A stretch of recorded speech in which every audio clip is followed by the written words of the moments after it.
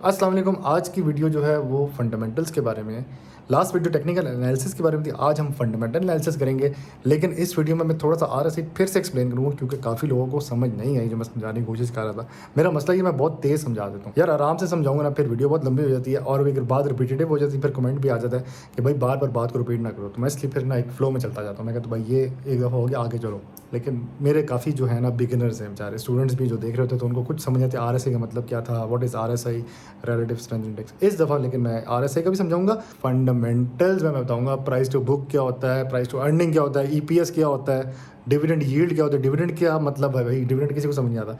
फिर मैं आपको एक बहुत प्यारी बात बताऊंगा और मैं एक काउंटर मारूंगा एक बंदे का जो बहुत मशहूर है इस वक्त स्टॉक मार्केट में, जो ये कह रहा है कि भाई साहब आप टॉप 20 कंपनीज निकाले और उस पर अपने पैसे इन्वेस्ट करते। भाई मैं इसका बहुत हैवी काउंटर जवाब दूंगा कि नहीं ऐसे नहीं करना आपने। और मैं ये आप थोड़ा सा एक डिस्क्लेमर दे देता हूँ, मैं वो ये बात इस तरह समझाऊंगा कि जब आप कपड़े लेने जाते हैं ना कपड़े, तो आप हमेशा पहले अच्छे कपड़े तो लेते हैं लेकिन आप सेल भी चेक करते हैं। तो आपने सेल भी चेक करना है कि सबसे लो भी क्या चीज़ है, फिर आपने बाय करना है। तो आए लैपटॉप की स्क्रीन में, तो मैं आपको आज बहुत कुछ इल्म की दुनिया दिखाऊंगा। अस्सलाम वालेकुम। आज की वीडियो में बात करनी थी फंडामेंटल एनालिसिस, क्योंकि मैंने कहा था कि यार टेक्निकल तो कर दिया, मैं फंडामेंटल बताऊंगा। अच्छा, जब भी आप कोई मोबाइल लेते हैं ना, ये जरा आप मेरा पिछला मोबाइल आप देख रहे होंगे वो पर्पल कलर का था, मैंने चेंज कर लिया, गोल्डन कलर का ले लिया। उसकी रीजन ये थी कि मैंने कोई यूबीएल से प्रॉफिट कमाया, तो मैंने कहा यार पैसे निकाले कुछ प्रॉफिट कमाता हूँ। तो ये मैं इसलिए कहता हूँ हमेशा प्रॉफिट वाला निकाला करो, फिर तुम कोई नई चीज खरीदा भी करो। ये नहीं कि खाली स्टॉक के अंदर ही पैसे रोटेट करो, भाई थोड़ा बहुत रोड़ा खर्च भी कर लिया करो। तो मैंने नया फोन लिया, उसके स्पेक्स देखे, मैंने कहा यार पीटी अप्रूव है, क्योंकि मैं पिछले दवा नॉन पीटी के साथ चलते थे, सिग्नल भी आ रहा है भाई, फ्लेक्स थोड़ा संभालो। अच्छा,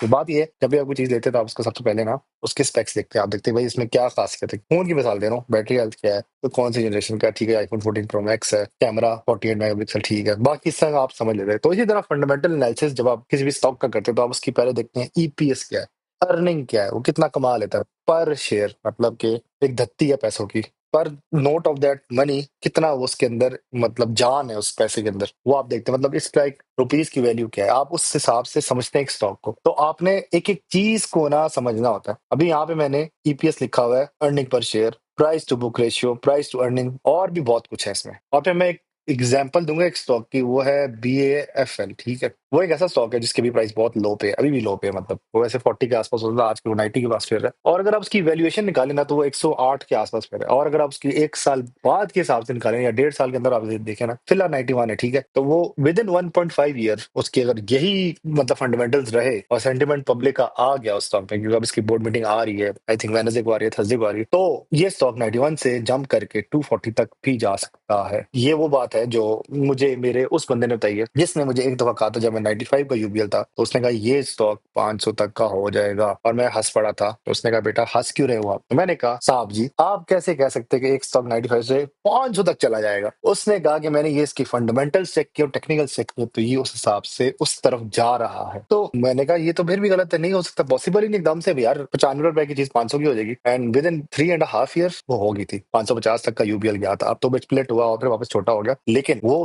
बिल्कुल सही था, उसने यूबीएल को प्रॉपर स्टडी किया हुआ था। अब उसने BAFL को स्टडी किया हुआ है। इस स्टॉक का सिर्फ मसला ये सारा डिविडेंड बड़ा कम देता है। बाकी अगर डिविडेंड बेहतर कर देना, पब्लिक पक्की तरह इसके अंदर घुस जाएगी। एक डिविडेंड अच्छा दे दे, एक ये शरिया में आ जाए, बस भाईजान आपका मीजान गया, BOP गया, फैसल बैंक साहब गए, फिर लोग इसके पीछे पागल हो जाएंगे बैंक अल्फला के पीछे। वैसे तो लोगों से पूछा जाए BAFL कैसे है जी, मतलब बैंक अल्फला कहते हो, कहते चोरों का बैंक है जी, लेकिन ये नहीं पता कि भाई वो कितना स्ट्रांग है। उसके लिए मैंने एक अलग से वर्ड फाइल तैयार की हुई है, उसमें मैंने सारा लिखा हुआ है कि उसके ये जो सेंटिमेंट्स है वो कितने अच्छे हैं। अच्छा, अब आपको मैंने जो बताया था आपने ईपीएस देखनी है, price to earning ratio, price to book valuation के हिसाब से डिविडेंड देखना है। डिविडेंड यील्ड सबसे इंपॉर्टेंट होती है, ठीक है। अब जैसे कोई कंपनी डिविडेंड दे भी रही है कि नहीं दे रही, अगर आप खाली कंपनी ले लें जो आप लिखते हैं कि नहीं इसकी जो प्राइस है ना वो इंक्रीज करेगी within some time span, और अगर वो डिविडेंड नहीं दे रही तो मैं मशवरा दूंगा उस कंपनी से दूर है। हाँ, बहुत से लोग कहते हैं सरमाया वाली, बहुत से ऐसे हैं लोग कहते हैं कि आप कंपनी की ना कैपिटल गेन तरफ जाए, यार ठीक है जाओ, लेकिन आप एक गाय ले लो, वो दूध ही नहीं दे रही तो गाय का क्या फायदा? फिर तो ज़िबा करके खाने का फायदा है, उसके अलावा कोई फायदा नहीं इस गाय का। वो फिर आपके लिए आपके पैसे जो है वो एक जगह स्टेल मेट में है। वो ऐसे ही आपने सोना लेकर रखा हुआ है बस, हाँ ठीक है सोना महंगा हो रहा है बस, लेकिन आप सोना यूज तो नहीं कर रहे ना। हाँ, तो इसलिए मैं कहता हूँ डिविडेंड वाली चीज हमेशा देखा करो। डिविडेंड दे रही है तो सबसे इंपॉर्टेंट जो है ना यहाँ पर डिविडेंड यील्ड, ये सबसे इंपॉर्टेंट है इसकी। लेकिन एक मसला है ना, इसका भी बहुत बड़ा मसला है। कोई ऐसी कंपनीज हैं जो अभी तक डिविडेंड दे रही हैं, लेकिन उनकी स्टडी की जाए तो वो बिल्कुल खत्म हो चुकी है। अगर आप कमेंट्स में कोई मुझे बता देते वो कौन सी कंपनी है, या मैं बता देता हूँ आपको, चलिए आप कमेंट्स में बताएं, ठीक है। और मैं यहाँ पे कह देता हूँ कमेंट आपने करना है वो कौन सी कंपनी है जो अभी तक से डिविडेंड दे रही है, लेकिन वो कंपनी तकरीबन डेड है, हाँ, गवर्नमेंट की बहुत फेवरेट कंपनी है, लेकिन कागज़ों में ना वो बिल्कुल खाली है। हिंट दे तो वो आईबीपीएस की ही है, और लेकिन डिविडेंड बहुत प्यारा देती है भाई। मैंने 1-2 वीडियो में उसका बताया भी था कि वो डिविडेंड बहुत अच्छा देती है, और मेरी वो वाहिद वीडियो थी जिसकी वजह से मैं मेरी 70 व्यूज़ आ रहे थे वीडियोज़ में, लेकिन उसके बाद से ना मेरे 500 से ऊपर व्यूज़ आने लगे। आप लोगों को शायद मेरा वो पसंद भी आया था। तो इतनी ज़्यादा हिंट्स दे दी, अब तो पता लग ही जाएगा कौन सा स्टॉक की बात कर रहा हूँ। फिर आपने डेट टू इक्विटी भी देखना, कोई कर्जे में तो डूबी हुई तो नहीं है कंपनी। वो सारा आपने फाइनेंशियल हेल्थ जो है ना, डॉक्टर की तरह आपने चेक करना है कंपनी को। मतलब आप जब फ़ोन चेक करते हो तो आप यहाँ पे फूँक मारते हो, आईफ़ोन की मिसाल दे रहा हूँ। चेक करते हो वाटर टाइट तो नहीं है, या उसके अंदर कोई मसला तो नहीं, बबल-शबल है, या पानी फेंक के भी चेक करते हो, पानी में डाल के चेक करते हो, ये मग्गे में डाल के पानी में, हाँ जी भाई चेक किया क्या, सेट सिस्टम सारा बेहतर है, सारा हिसाब चेक करते हो ना। इस तरह आप स्टॉक्स के भी फंडामेंटल्स पूरी तरह देखते हो, स्टडी करते हो। फिर जो मैं सबसे ज्यादा करता हूँ वो ये है, हिस्टोरिकल ट्रेंड्स। इसका क्या ग्राफ आ रहा है, ये ऊपर जा रहा है या ये ऐसे नीचे आ रहा है, या ये एक स्टेलमेट में जा रहा है, एक स्ट्रेट लाइन में जा रहा है, वो सारा मैं चेक करता हूँ। फिर एक और जो चीज जो हम सब मिस करते हैं, मैं खुद भी मिस करता हूँ, सेक्टर एवरेजेस। इसमें ये होता है कि आपने उसको बाकी सेक्टर्स के हिसाब से देखना होता है कि उसके हिसाब से इसका क्या कंपेटिटर का वैल्यू बन रही है उसके आपने सामने। वो ऐसे वो कंपेटिटर्स में डायरेक्ट भी आता है, लेकिन सेक्टर एवरेज में भी देखना होता है कि अपने सेक्टर के साथ उसकी क्या एवरेज फंडामेंटल्स की लिस्ट में आ रहा है कि हाँ जी एसबीआई ने इतना दिया तो इसने कितना दिया है। वो लाजमी आपने ना उसको चेक करना होता है। ये ऐसी है जैसे कोई केएफसी है ना, केएफसी के ऑपोजिट पे मैकडॉनल्ड्स खड़ा होगा, मैकडॉनल्ड्स और केएफसी बराबर ही चल रहे होते हैं। हाँ, आप हमारे को पाकिस्तानी रेंचर्स या कोई अच्छा होटल आ जाए, और वैसे मतलब पिंडी का तुम्हारे यहाँ रेंचर्स दिया है, इस्लामाबाद में शायद अच्छे होंगे, और लाहौर के दोस्त से भी अच्छे होंगे, कराची के तो फिर नेक्स्ट लेवल हो जाएंगे ना। तो हमने उसके हिसाब से सारे देखने होते हैं चीजें। तो मैं आपको अगर आसान अल्फाज में कोशिश करूँ ये समझा दूं चीजें, ठीक है। जब भी ईपीएस और आरओई आएगा ना, वो आपकी कंपनी या स्टॉक जो भी होगा उसकी प्रॉफिटेबिलिटी बताएगा कि वो कितने प्रॉफिट में कंपनी जा रही है। ईपीएस अच्छी होगी ना तो कंपनी का प्रॉफिट अच्छा है, ईपीएस गंदी होगी उसका प्रॉफिट अच्छा नहीं है। लेकिन एक और चीज है, वो मैं यहाँ पे अगर बता दूं तो शायद ये वीडियो थोड़ी सी स्विच हो जाए, लेकिन फिर मैं बता देता हूँ। वो ये है कि अक्सर आप नोट करते होंगे जिसकी ईपीएस अच्छी नहीं होती होगी ना, उसमें सट्टा भी चल रहा होता है। वो बैको की मैंने जो मिसाल दी थी, तो उसकी ईपीएस अच्छी नहीं थी लेकिन उसमें सट्टा चल रहा था। सट्टा क्या होता है, ये ऐसी है जैसे आप नाइट क्लब में जाए ना, तो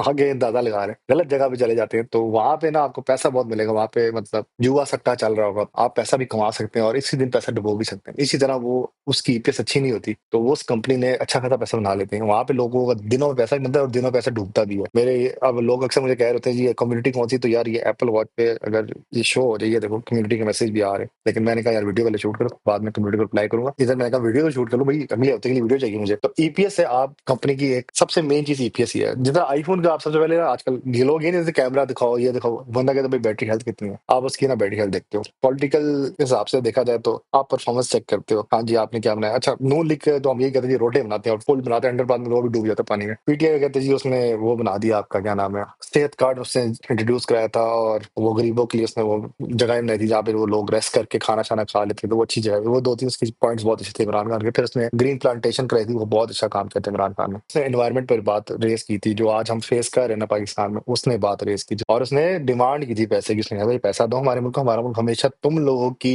ऑयल एंड गैस कंपनी की वजह से हमारे मुल्क में अफेक्ट होता है एनवायरमेंट, क्योंकि हमारा मुल्क सबसे ज्यादा ग्रीन है उस हिसाब से देखा जाए ना। पहाड़ और सारे वो जब ग्लेशियर्स पिघलते हैं वहीं पर पूरा वेदर हिल जाता है। हम लोग यही कहते हैं जी गाड़ी का भी पेट्रोल है यार, उसका इतना नहीं इफेक्ट है जितना ये जो फैक्ट्री वाले बनाते हैं ना, वो सारा इफेक्ट ना फिर इधर और हमारी मासूम जैसी कंट्रीज में आ जाता है। तो इमरान खान ने इस बात पर आवाज रेस की थी, दैट इज वेरी गुड। मतलब आप हर पॉलिटिकल लीडर्स के उस हिसाब से देखते हैं कि किस पॉलिटिकल लीडर ने किधर क्या बात की थी। अभी जिस तरह ये शहबाज शरीफ है, उसने अब जंग के मामले में बहुत मतलब एक स्टैंड लिया था। सामने तो बिल्कुल भी नहीं आया था, लेकिन उसने खुली इजाजत दे दी थी कि अटैक करो जी, बिस्मिल्लाह पढ़ो देखी जाएगी। तो इस तरह आपने ना एक हर किसी का निकाल देते हैं भाई इसमें ये है इसमें ये है। अब ईपीएस इसलिए सबसे इंपॉर्टेंट होता है, और वो मैंने दिखाई भी थी कुछ स्टॉक्स की, दिखा भी देता हूँ। एग्रो फर्टिलाइजर की मिसाल दूंगा, ठीक है। यहाँ पे इधर थोड़ा नीचे जाओ ना, तो आपको यहाँ पे ईपीएस नजर भी आ रही होती है। आप शुरू में देखोगे तो एनुअल आ रहा होता है, फिर से मैं शुरू से दिखाता हूँ। जब आप इधर वेबसाइट पे जाओगे और इधर ईफर्ड लिखोगे ना, तो ये स्टॉक खुल जाएगा। आराम से नीचे जाओगे ना, ये फाइनेंशियल पे जाओगे तो ये जो ईपीएस आ रहा है ना, ये सबसे इंपॉर्टेंट होता है। अब आपने पहले एनुअल चेक करना है, हर साल की ईपीएस क्या निकली है इसकी। 21 में 15 थी, ठीक है। फिर 22 में थोड़ी लो होगी, 11 होगी, और 23 में वापस उसने रिगेन किया, 19 तक गया। अब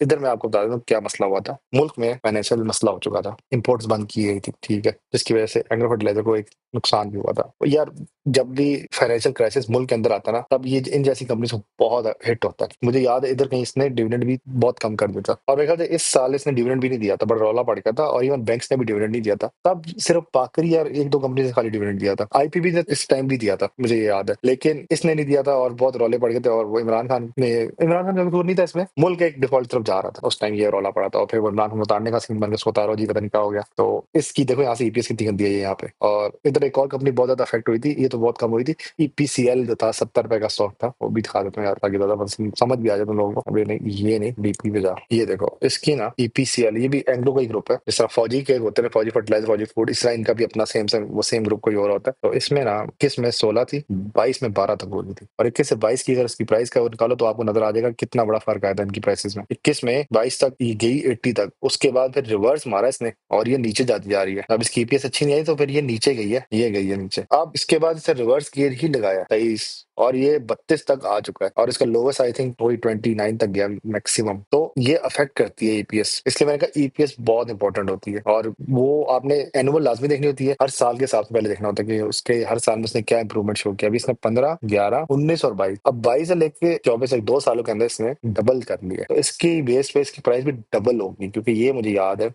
95 तक जाता था। अब अगर 2 साल के हिसाब से देखा जाए ना, 23 में 97 था, या चलो 114 कर लो, या इसको डबल करना है तो 108 होना चाहिए, इधर कर लो, चलो 103 तक है दिसंबर 7 2023। अब जो लेटेस्ट प्राइस है इट इज नियर टू 220 या 260, डबल द प्राइस हो गया ना, बिकॉज की ईपीएस भी बहुत इंप्रूव हुई है यहाँ से 2 सालों में। 11 थी यहाँ पे और यहाँ पे इसने 22 किया। तो इधर से ना आप वो अंदाजा लगा सकते हो कि company is trying to grow, company जान लगा रही है कि यार हम कुछ बेहतर करना चाह रहे हैं। एक तो ये चीज होगी, आप ठीक है ईयरली इसको समझ लिया, अब ये पास हिस्ट्री चेक कर रहे हो भी आप इसकी, जिस तरह वो रिश्ते वाली मिसाल में अक्सर दे रहा होता हो कि आप उसकी पहले पास हिस्ट्री चेक करते बंदे की, बंदा या बंदे की, फिर आप ऐसे तो उसका फ्यूचर देखते हो और उसका प्रेजेंट हाल भी देते हो भाई बंदा कैसा है। तो प्रेजेंट हाल भी आप करेंगे तो वो क्वार्टरली में आपको उसका प्रेजेंट हाल देख सकते हो। ये आ गया Q1 2024, पहला क्वार्टर 2024 का, इसकी जो थी 4.33, ठीक है। अब ये 4-5 के बीच में फिर रहेगी। क्वार्टर नंबर 2 2024 में 4.56, और क्वार्टर नंबर 3 2024 में 5.73। यहाँ पे इंप्रूवमेंट आ रही है देखो, 4.33, 4.56 और फिर 5.73। अब इसकी ना ये जो पहली क्वार्टर की 2025 है, इसकी ईपीएस बहुत गंदी चाहिए 2.94, उसकी वजह से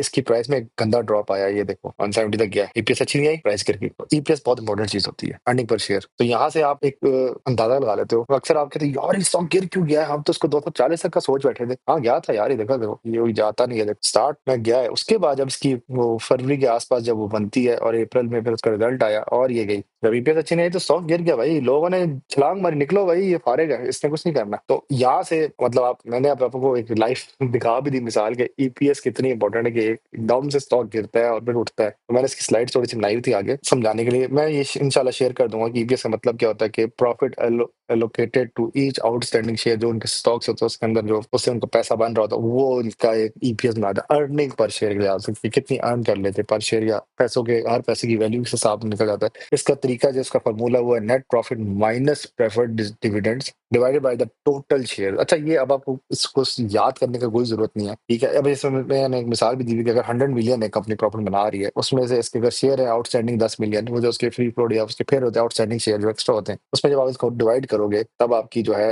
ईपीएस 10 निकलेगी। अब ये क्यों इतनी मैटर करती है, क्योंकि ये आपको जब प्रॉफिटेबिलिटी बता देती है कितना प्रॉफिट में कंपनी, हायर ईपीएस होगी तो स्ट्रॉन्गर कंपनी परफॉर्मेंस होगी। जो यहाँ पे मैंने आपको दिखाया ना, इसकी ईपीएस क्वार्टरली पे देखा जाए तो यहाँ पे इसकी ड्रॉप हुई है, इसकी वजह से अब इसका प्रॉफिट भी ड्रॉप हुआ है, सेल्स में भी ड्रॉप आया। अब इसकी ईपीएस कम हुई थी तो प्राइस में इफेक्ट हुआ था, यहाँ पे मैंने लिखा है ना higher EPS stronger company performance. इसके ऑपोजिट का लोअर ईपीएस तो भाई साहब वो गिर गई, वो ग्राफ गिर गया इसका। तो ईपीएस बहुत इंपॉर्टेंट होती है।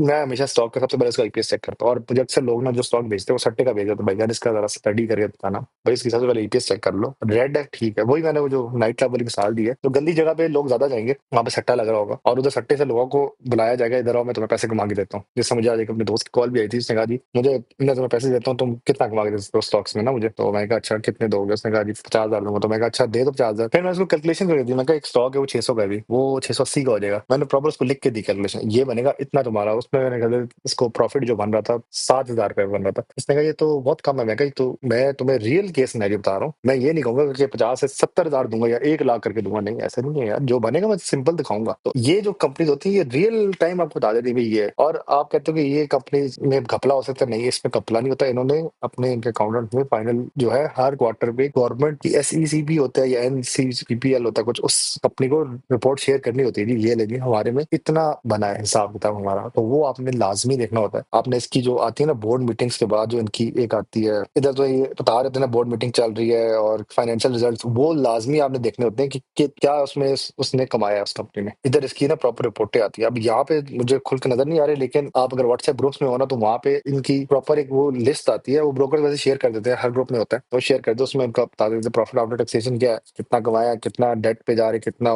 लॉस है, कितना प्रॉफिट है। यार वो देखा था, वो इधर आएगा यार, ये लोग कोर्स बेचते हैं फुल कोर्सेज में, लेकिन हमने इनका कोर्स नहीं लेना इंशाल्लाह। अच्छा, फंडामेंटल्स में जाओ ना, तो यहाँ पे देखो अब इसकी सेल्स अभी एवरेज दी है, क्योंकि फर्स्ट क्वार्टर के हिसाब से बताया, जो भी आपको इधर दिखाया ना, इधर क्या, इधर ये वाला जो दिखाया आपको फाइव, उस हिसाब से इन्होंने भी इसको एवरेज स्कोर दे दिया। आप कहोगे जी ये सेल्स, आप तो ईपीएस की बात कर रहे हो, वो ईपीएस भी इस तरह निकलती है ना, ये सेल्स है, सेल्स देखो कितनी कम है, 42 से 24 पे आ गई है। अब 4 into 2 is 8 and 2 into 2 is 4, तो almost the half of the price कह लो उसको, ऑलमोस्ट द हाफ प्राइस के होगी इसकी सेल, तो उसके हिसाब से इसकी जो एवरेज पे आ गई, स्टेलमेट पे आ गई बात, बैड रिजल्ट नहीं है, एवरेज है, ठीक है।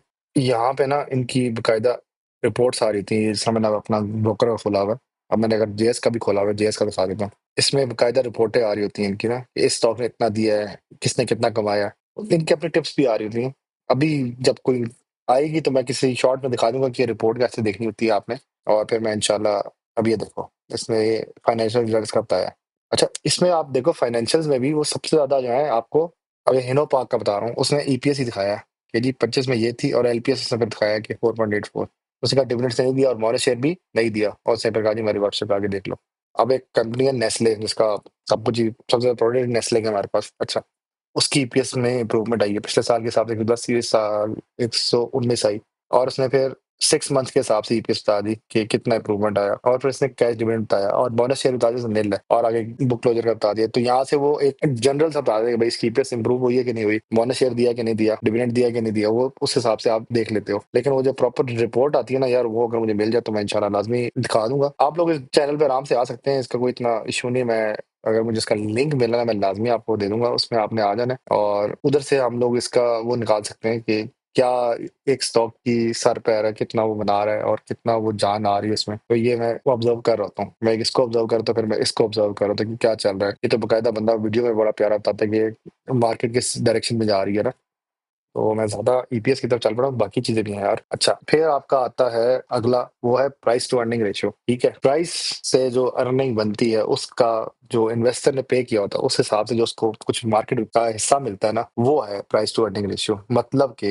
अब एक स्टॉक है, यहाँ पे लिखा हुआ भी है, प्राइस इन्वेस्टर्स पे जो हम लोग हैं, पर 1 rupees of earning of that share, ठीक है। मतलब कि मार्केट प्राइस पर शेयर डिवाइडेड बाई ईपीएस से करो, तो वहां से आपको प्राइस टू अर्निंग निकल आती है। मतलब मेरे अब एक स्टॉक की प्राइस है 150, और मेरी ईपीएस है 10, तो मेरी प्राइस अर्निंग है 15। इधर ना आपने इसको एक याद रखना कि जब ये 10 से कम होगी ना, तो एक अंडर वैल्यूड है, इसको इसका एक मैंने वो सेट कर दिया।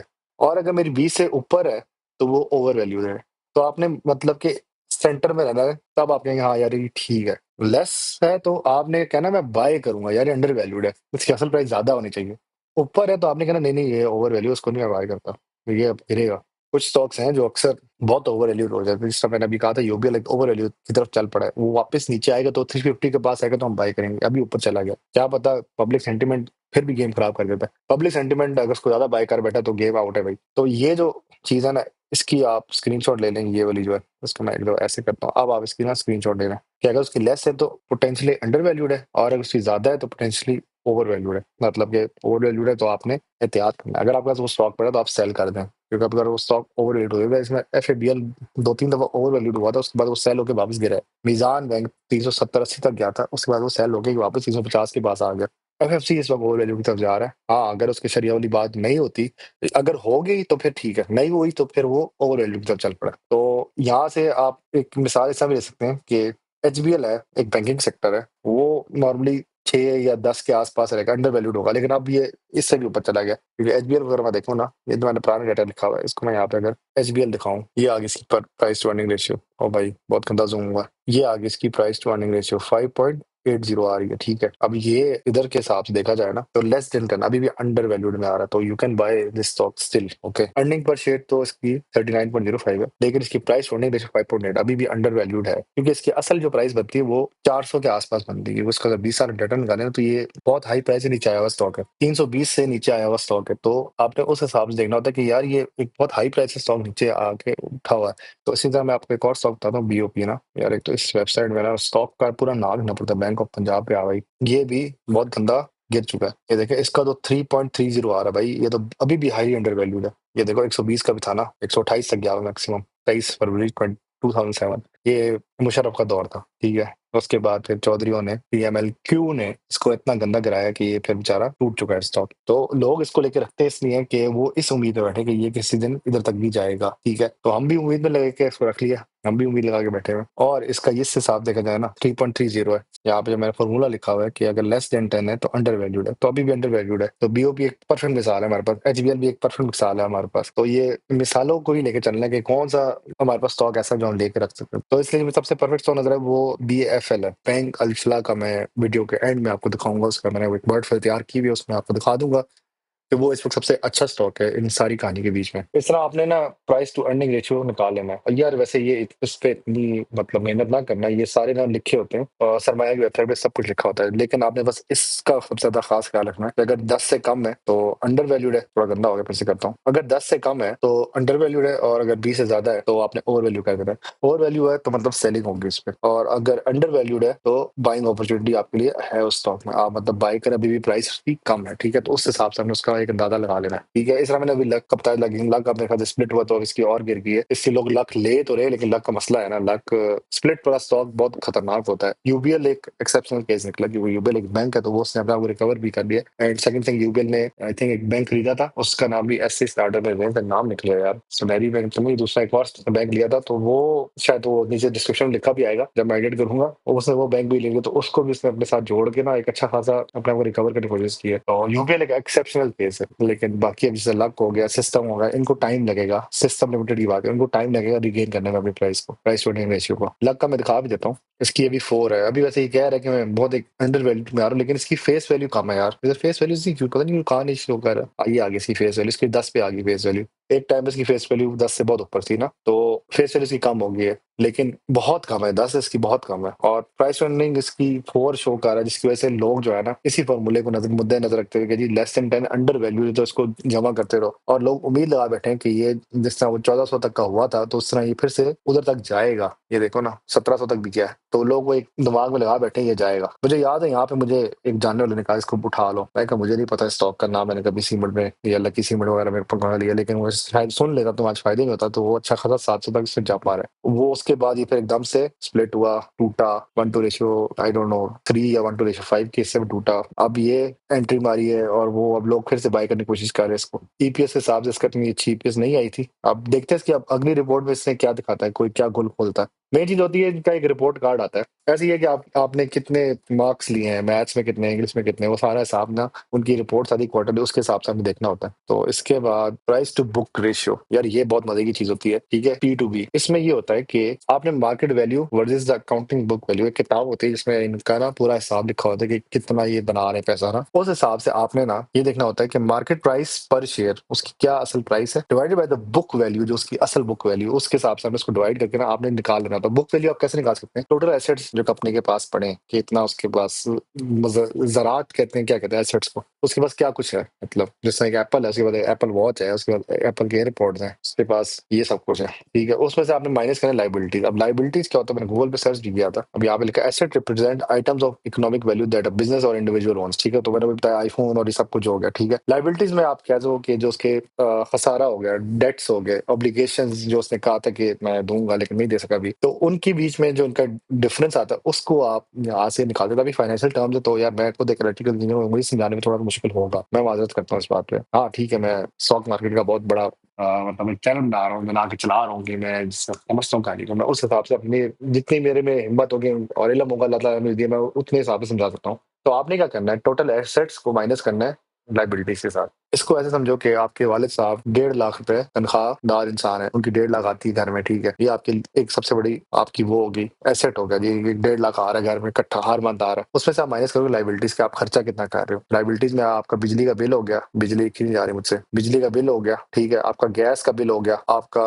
बिजली का बिल, गैस का बिल और 2-3 और बिल ऐड कर लो, पीटीसीएल का बिल हो गया, जो आपका इंटरनेट का बिल हो गया, वो सारे मिला के वो आपने माइनस, अब आप 1.5 लाख में से माइनस करोगे, आपका बिल 140 या 130 या 120 के आसपास होना चाहिए ताकि आपके पास कुछ पीछे से बचा रहे, ठीक है। अगर आपके पास 150 क्रॉस कर गया ना, अगर आप उस 150 को क्रॉस कर गए तो आप बहुत बुरे फंस गए, फिर आप डेट पे चले जाओगे। आपने डेट में नहीं जाना, आपने अपनी बुक वैल्यू को बेहतर करना है। तो उस हिसाब से मैंने यहाँ पे एक मिसाल दी है कि अगर एक शेयर की प्राइस 200 है और उसकी बुक वैल्यू पर शेयर 100 रुपए बन रही है, तो उसमें अगर आप डिवाइड करो share price divided by the book value, तो वो 2 बनती है। ये जो आपको मैंने मिसाल दी है ना, 1.5 लाख माइनस आपका जो खर्चा है घर का जो भी बनता है वो 1,30,000 के राउंड आ रहा है, तो आपको 20,000 बनेगा। इसी तरह से नहीं, यहाँ पे बुक वैल्यू 100 नहीं है, मतलब आप 150 तक थे, आपका खर्चा जो था वो खाली 50 था, तो 150 माइनस 50 करो तो 100 बनता है। वो आपने एक 100 निकाल लिया, ठीक है। और आपके स्टॉक की जो वैल्यू मार्केट में आ रही है वो 200 आ रही है। अब आपने क्या करना है, इस 200 को डिवाइड करना है इस 100 के साथ, जो शेयर प्राइस है उसको डिवाइड करना है आपकी बुक वैल्यू के साथ, तो वो आपकी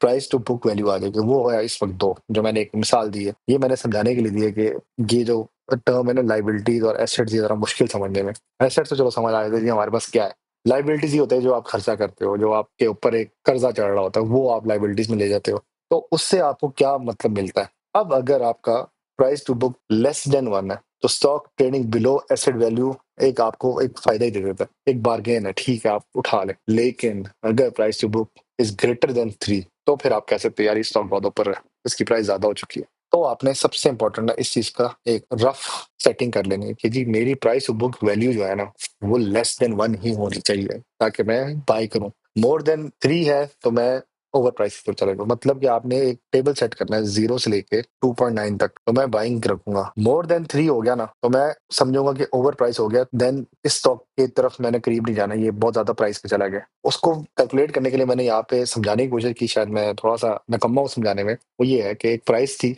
स्टॉक की, उसको मैंने किया बुक वैल्यू से। बुक वैल्यू निकालने के लिए मैंने ये किया कि मेरे पास आईफोन है, मेरे पास एयरपोर्ट है, मेरे पास ये है, तो ये मेरी मालकियत इस वक्त जो बन रही है, मेरी अपनी जाती मालकियत। ये चलो मैंने 3 लाख का लिया, ये 45,000 का लिया, ये 45,000 का लिया, 90,000 प्लस 3 लाख, 3,90,000, ठीक है। ये मेरी मालकियत होगी। अब मेरे खर्चे क्या है, बाइक का पेट्रोल में भराता हूँ, गाड़ी का पेट्रोल में खुद भराता हूँ, घर के बिल में देता हूँ, वो मेरे खर्चे हैं, ठीक है। और मैं अपनी सैलरी में उसको एडजस्ट करूंगा। हाँ, मैंने अब ये चीजें वैसे डिविडेंड से ही ली है या प्रॉफिट से ली है, लेकिन अगर मैं अपनी तनख्वाह से लूँ, जो मेरी अगर 1.5 लाख एक तनख्वाह है, अगर आप मिसाल दे रहा हूँ, इतनी है नहीं मेरी, लेकिन एक बार मिसाल दे रहा हूँ, 1.5 लाख तनख्वाह है, ये ऊपर से मेरी एसेट्स जो है ये 1 लाख, 1 लाख नहीं, ये तो वैसे माशाल्लाह 3,90,000 तक चलेगी बात, तो ये तो माइनस पे बात आ गई ना। 390 माइनस 150 करो तो 40, तो ये फिर प्राइस टू बुक तो बहुत ज्यादा चली जाएगी, ये तो 7 तक चली जाएगी बात। तो मैंने क्या किया, अपने आप को इस चीज में बचने के लिए मैंने क्या किया, मैंने अपने एक सेविंग एसेट जो थे ना, सेविंग एसेट्स, उसके थ्रू मैंने बाई किया। मैंने डिविडेंड्स के थ्रू बाई किया कि मेरे पास पैसा आता रहता था, उस डिविडेंड को मैंने इन्वेस्ट किया और उस डिविडेंड से मैंने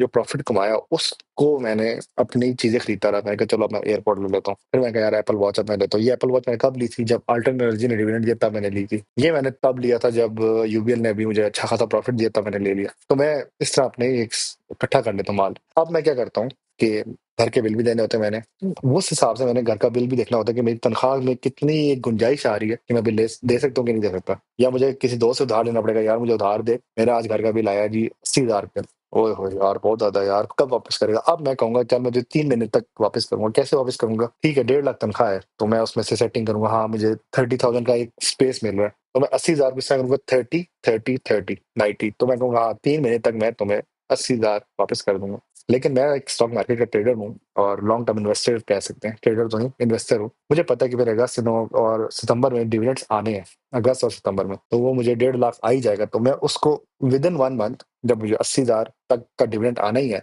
पीओएल का होगा या किसी का भी, तो मैं उसको विद इन 1 मंथ वापस कर दूंगा। तो यहाँ पे मेरी प्राइस टू बुक वैल्यू जो हो जाएगी वो 2 के आसपास आ जाएगी। ये अगर लेस देन 1 है तो बहुत ही अच्छी हो जाएगी, लेकिन इधर मैं कह दूंगा 2 के आसपास आ जाएगी, तो मैं एक एवरेज रेंज में आ जाऊंगा। यार अब अगर समझ आ गई तो बहुत सी बात है, नहीं समझ आई तो मैं एक और मिसाल भी दे सकता हूँ, लेकिन मैं चाहता हूँ कि ज्यादा एक एक बात पे आगे ना जाऊँ, एक लिमिट में रह के आगे आगे स्टेप बाय स्टेप, क्योंकि आगे बहुत ज्यादा टर्म से समझाने के लिए वीडियो फिर 2 घंटे की चली जाएगी। इस तरह आप ना एक अंदाजा लगा सकते हैं कि मार्केट वैल्यू उस स्टॉक की असल क्या प्राइस है मार्केट के अंदर, और जो उसकी बुक वैल्यू जो अकाउंटिंग वालों के पास जो होती है ना, उसकी बुक वैल्यू क्या है, किताब की तरह, किताब में नील भाई पढ़ी होना, किताब में दिखा सकते हैं किताब की वैल्यू क्या है, उसके हिसाब से आपने एक उसका कंपैरिजन करना होता है, ठीक है। वो बुक वैल्यू कैसे निकालनी है, आपने उसके एसेट्स देखने हैं और उसके फिर अखराजात देखने हैं, उसमें कोई डेट तो नहीं है, किसी तो उधार तो नहीं दिया हुआ, वो सारा करके आप एक बुक वैल्यू निकाल लेते हो। बुक वैल्यू को फिर आप डिवाइड करते हो मार्केट की, जो मार्केट के अंदर उसकी प्राइस चली होती है उसके साथ, ठीक है। अब यहाँ पे मिसाल दी 100 है और ये 200 है, इसको आप डिवाइड करोगे तो 2 आ गई वैल्यू, ठीक है, 2। अब अगर तो लेस देन 1 है तो मैं कहूंगा हाँ यार ये अच्छा स्टॉक है, इसको बाय करो, एक बार्गेन है हमारे पे, बिलो एसेट वैल्यू है जी, आप बाय करें। और अगर 3 से ऊपर है तो हम कहेंगे यार बहुत ज्यादा। अब बैंक्स में मैंने देखा एमसीबी का लेस देन 1 है तो एमसीबी एक अच्छा बार्गेन है, आप उसको बाय करें, एक अच्छा स्टॉक है। तो ये भी आपको यहाँ से नजर आ जाता है, इधर आती है ये। अब इस वक्त एमसीबी की जो प्राइस टू बुक वैल्यू आ रही है वो 1.21 आ रही है, तो हमारा टेबल ये शो करता है, ये आ रही है, आप देखो जूम करके मैं दिखा रहा हूँ, ठीक है। अब हमारा टेबल जो शो करता है ना वो ये शो करता है 2.1 आ रही है, आगे लिख भी लेता हूँ, लेस देन 1 और मोर देन, ये लेस देन 1 और मोर देन 3 है, उससे पीछे 3 से पीछे और 1 से आगे, तो हम एक एवरेज जोन में आ रहे हैं हम, मतलब इसको बाय करेंगे, इसमें हमारे लिए मुश्किल नहीं है। पहले एक टाइम था जब एमसीबी की लेस देन 1 होती थी, तब बहुत ही अच्छा था इसको बाय करना, लेकिन अभी एक स्टैंडर्ड लाइन में आ चुका है कि अभी भी आप बाय करें मसला नहीं है, लेकिन अभी एक माइनर रेंज में आ गया कि यार लेना है लो, ना भी लो कोई मसला नहीं। अगर तो ये लेस देन 1 होती ना तो बहुत अच्छा था, इसको बाय करो, ये स्टॉक बेस्ट है, इसको बाय करो। वो आगे एक मिसाल दूंगा आपको, नजर भी आएगा कि मैं उसकी, ये सारी चीजें अच्छी होंगी आपको यार ये बेस्ट स्टॉक है फंडामेंटली, तो आप बाय करेंगे। हाँ टेक्निकली शायद फेल हो जाएंगे क्योंकि उसमें कैंडल्स अगर मैं दिखाऊंगा तो आपने बहुत तेरी खैर भाई ये तो गेम खराब होगी। तो इस तरह आपने एक प्राइस टू बुक वैल्यू निकाल लेते हैं।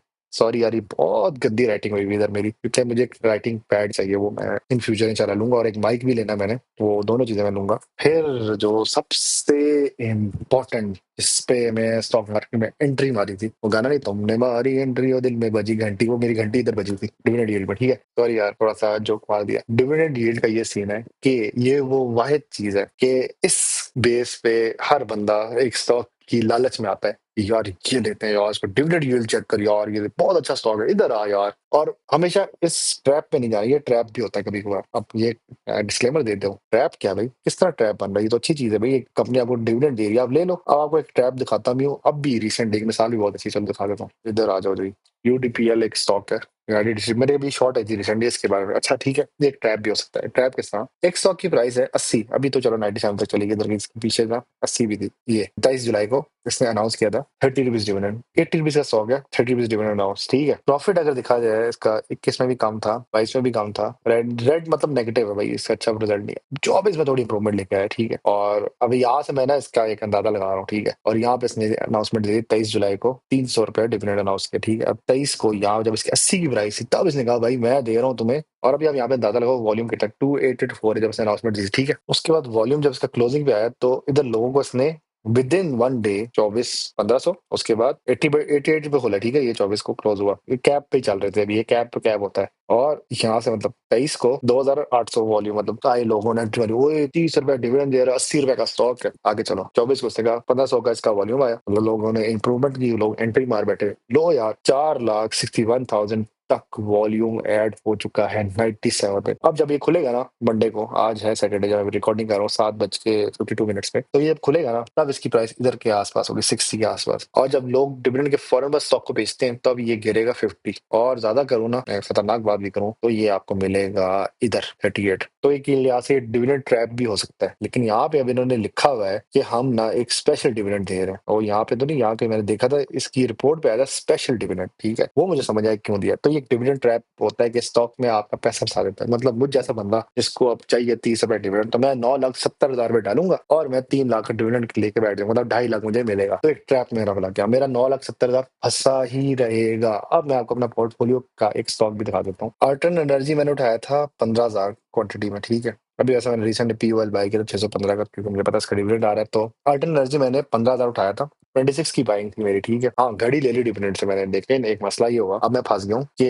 इसकी 11 रुपए प्राइस हो गई है, मतलब 26 लाख डाला हुआ मैंने और 11 लाख रह गया मेरा, तो मैं एक लिहाज से ट्रैप में फंस चुका हूँ। तो ये एक ट्रैप हो गया। इधर 9,70,000 अगर मैं डाल देता, 3 लाख का डिविडेंड तो चलो मुझे आ जाता, 2.5 लाख में मेरे बैंक अकाउंट में ट्रांसफर हो जाते, लेकिन मेरे 9,70,000 उधर ही फंस के, अब वो खट के 3 लाख ही रह जाते, 3 लाख मुझे मिल जाते तो 6 लाख ही हो जाते, तो बाकी 3 लाख का मैं एक ट्रैप में फंस चुका हूँ। अब मैं इंतजार करूंगा फिर से इसके ग्रोथ का कि यार कब उठेगा कब उठेगा कब उठेगा, फंसे हुए जी। अल्टरनेट में मैं एक यहाँ से अब फंसा हुआ हूँ। तो ये जो डिविडेंड होता है ये एक ट्रैप भी होता है, तो हमेशा ये नहीं कहना कि डिविडेंड अच्छा जी ले लो। जैसा मैं इस स्टॉक पे 26 पे मेरी बाइंग थी, इधर नहीं 26 पे ही गया था, ये इधर नहीं यार दिखाता हूँ, ये इधर कहीं ना मैंने इसको बाय किया था। उसी दिन मेरी वीडियो पे बहुत गालियां पड़ी थी आप लोगों की तरफ से, और मैं कहता हूँ ठीक है अच्छा आपका रिस्पॉन्स है, आप लोग जब मैं गलत कुछ बताऊं तो आप मुझे रोके भाई, ये आप गलत बता रहे किधर आप बता रहे हो। 21 फरवरी 2025 को इसने 97% डिविडेंड का अनाउंस किया, 21 फरवरी को। तो ये मेरी यहाँ पे एंट्री थी 25.99 पे, ठीक है। इधर मेरे यूट्यूब की वीडियो भी आई थी हाईएस्ट डिविडेंड वाली, उसमें मैंने कहा था अल्टरनेट ले लो,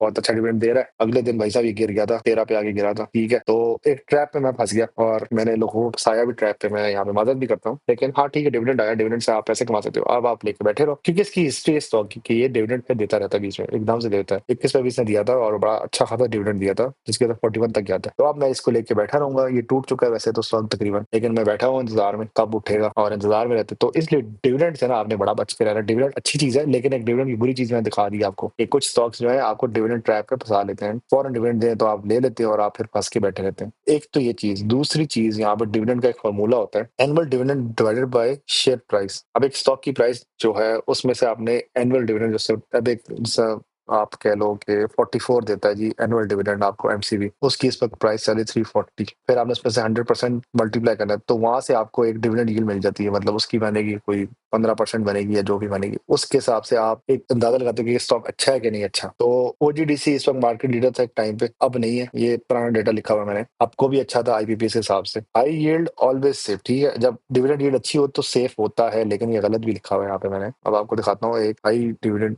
अगर मैं यहाँ पे स्टॉक स्क्रीनर पे जाऊँ ना, यहाँ पे मैं आपको दिखाता हूँ स्टॉक स्क्रीनर पे आप जाते कैसे हैं, ये जाते हैं आप इधर, आप जब इस वेबसाइट पे जाते हैं ना dps.psx.com.pk, आप इधर से मार्केट पे जाएंगे, यहाँ से ये इधर ये देखिएगा, ये जो मार्केट लिखा आ रहा है ना, ये वाला, इधर जाएंगे और इधर जाएंगे स्टॉक स्क्रीनर, ये बहुत इंपॉर्टेंट है भाई, ये एक फिल्टर है एक्सेल शीट का, ठीक है। इधर आप कहते हो जी मार्केट क्या है, प्राइस चेंज नहीं, हमें कुछ नहीं, हमें सिर्फ डिविडेंड यील्ड के हिसाब से बताओ। तो सबसे टॉप पे आपको ना आल्टन मिलेगा, हाँ ये एक होटल है, ये इसको तो बिल्कुल ही साइड में कर देना, ये अब 50 के पास कह रहा है, और पता नहीं एक दवा ये बिका था उसके हिसाब से बहुत बड़ा डिविडेंड दिया था, जिसकी वजह से इसकी हाईएस्ट डिविडेंड यील्ड आ रही है 100, मतलब 1324.17 आ रही है, ठीक है। इससे आप बच के रहो। सेकंड नंबर पे आपका आल्टर्न आता है, ठीक है, जो मैं फंस चुका हूँ, ठीक है, 116.68 आ रही है, ठीक है। फिर आपका आता है आरिफ हबीब, अब ये टूट गया 60 तक आ रही है। उसके बाद आपका ईपीक्यूएल आता है, यार ईपीक्यूएल फिर भी ठीक है, आईपीबीज में आता है लेकिन ये फिर भी ठीक है। अब मेरे पास ना, मेरे पोर्टफोलियो में आपको कोहिनूर मिलेगा, एनपीएल मिलेगा, आल्टर्न मिलेगा। मैं गलतियां करता था अपने टाइम पे, ठीक है, मैं स्टॉक्स डिविडेंड की बेस उठाता था, पिकेट भी लेकर रखा हुआ मैंने, कैपको भी एक टाइप पे लेकर रखा था, माड़ी लेकर रखा हुआ मैंने, एनसीपीएल लेकर रखा हुआ, इसकी तो एक वीडियो भी है मेरे पास, निशाद जो है शुरू में यूट्यूब में जब मैंने चैनल स्टार्ट किया उसमें मैंने बताया था 23 रुपए का स्टॉक है, 10 रुपए डिविडेंड दे रहा है। यार ये एक ऐसा ट्रैप फंसाते थे आपको, 23 रुपए का स्टॉक 10 रुपए डिविडेंड दे रहा है, और बड़े लोगों ने इसको बाय किया था।